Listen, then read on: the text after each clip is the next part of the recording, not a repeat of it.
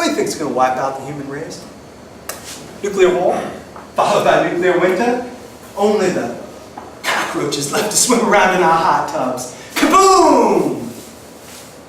I don't think so. Ebola virus spreads to every corner of the globe. We all keel over, bleeding from our eyeballs. Not 1,000 years. Global warming ratchets up the temperature. We all turn as crisp as potato chips. No. Oh, the world's going to end in a more ordinary way. Think of a clock. Runs down on old batteries. We're going to run low on food. A lot of us are going to die. We're going to run low on energy. A lot more of us are going to die. We're going to die in fields, hospitals, cold rooms. Already happening in some parts of the world. They're the canaries in the coal mine. And who do you think is going to be responsible for all this? Scientists? No. You! You know who you are. You wrote a letter to the government complaining about genetically modified corn syrup in your favorite soda. And you protested building of a new nuclear power plant in your neighborhood. Oh, and you prevented the introduction of a bioengineered vaccine at your hospital. You know who you are. So why don't you just go ahead and handcuff me? Stuff a sock in my mouth, cover my eyes, and duct tape, why don't you?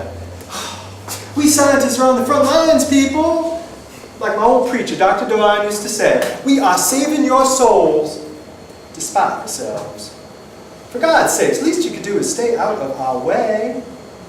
I don't tell you what to do. I don't come to your office, pull up a chair and say, you can't print out that memo. I don't shoulder aside the doctor and say, that's no way to do a triple bypass. I don't burst into the cockpit and say, you gotta fly the plane this way, not that way. I don't do those things. How come you treat us differently? How come it's only scientists who need adult supervision? Why can't you just let us go about our business? Saving the planet. Reminds me of a story. It's one of my favorite sermons, Dr. Devine's. One day, the angel Michael appeared before a simple farmer who was planting seeds in the field. The farmer's name was Emmanuel. He was a good servant of the Lord. The angel appeared. Emmanuel fell to the ground, terrified. The angel spoke. Emmanuel, just as you were preparing the ground for something new, the good Lord wants to prepare you for something new. Emmanuel couldn't stop trembling before the representative of the Lord. I am but dust and ash, he whispered into the moist earth.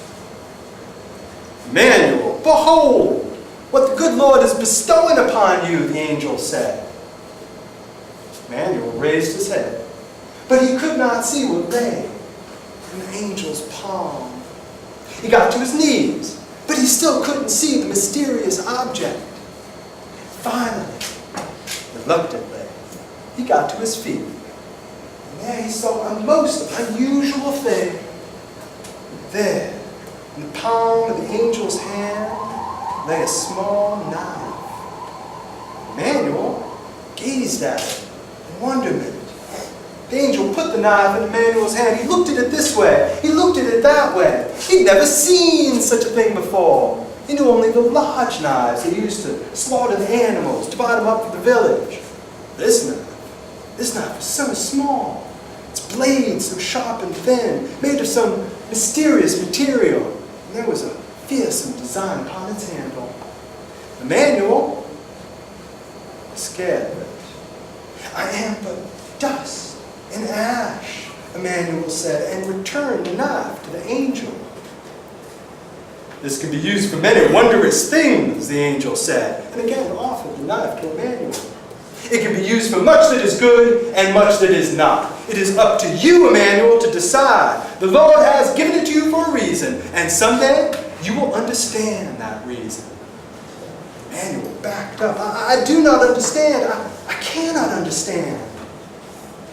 A shadow passed over the angel's face. "This is a gift of the Lord!" the angel thundered. Emmanuel stopped in his tracks. He was of two minds. "I cannot say no," he said to the angel, "but I cannot say yes either." The Lord says, "If you are neither hot nor cold, but if you are lukewarm, he will spit you from his mouth. This gift is now thrice denied." And the angel rose up, and his wings beat the air, and a great wind circled around Emmanuel. He lost his planting stick, and his seeds disappeared, and before his eyes the ground beneath his feet dried up and cracked. In an instant, the angel was gone, and Emmanuel was alone in the desert. "I am but dust and ash," Emmanuel cried, and his tears fell, parched and useless